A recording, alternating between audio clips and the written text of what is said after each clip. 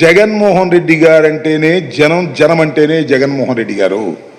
ఎప్పుడు జగన్మోహన్ రెడ్డి గారు జనానికి దూరంగా లేరు.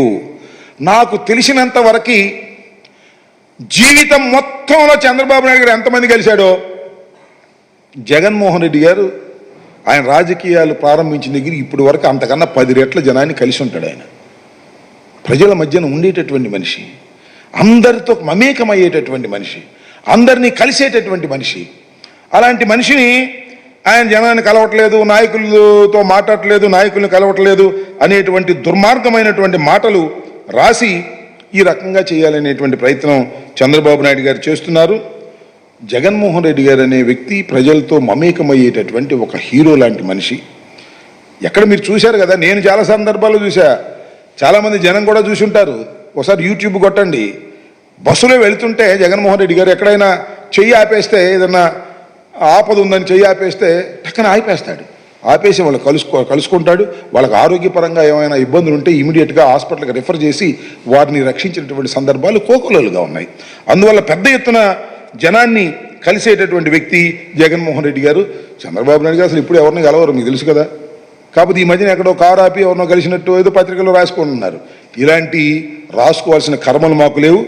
జనాన్ని మేము తోలుకు రావాల్సిన అవసరం లేదు.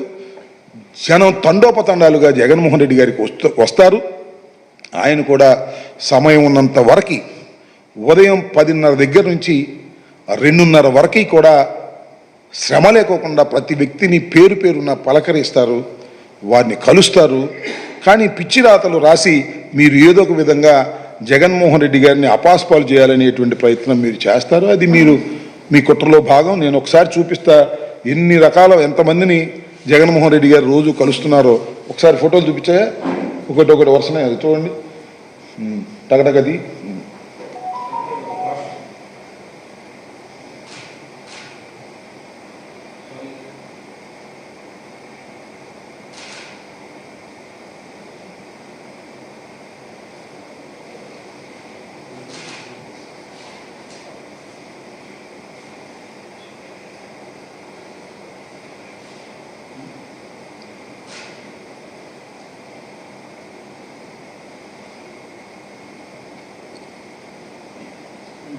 సామాన్యుల్ని, నాయకుల్ని రోజు కలుస్తూనే ఉంటారు. అయితే వచ్చిన ప్రాబ్లం ఏంటంటే ఎంతమందిని కలిసినా ఇంకా మిగిలిపోయి ఉంటారు. ఎందుకంటే తండోపతండాలుగా జగన్మోహన్ రెడ్డి గారి దగ్గర ప్రజాకర్షణ కలిగినటువంటి వ్యక్తి, జనం మధ్యలో ఉండేటువంటి వ్యక్తి, ప్రజానాయకుడు. Is not a manipulator. ప్రజల మీద నమ్మకంతో ముందుకు సాగినటువంటి నాయకుడు. 40% ఓట్ షేర్ ఇలాంటి క్లిష్ట పరిస్థితుల్లో కూడా సాధించినటువంటి వ్యక్తి.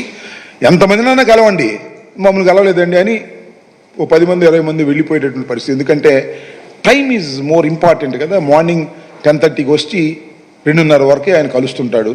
ఆ 2:30 తర్వాత కొంతమంది మిగిలిపోతే నెక్స్ట్ డే అని పంపిస్తారు. అంటే నిరంతరం కలవటం అనేది కొద్దిగా డే టు డే ఇబ్బందిగా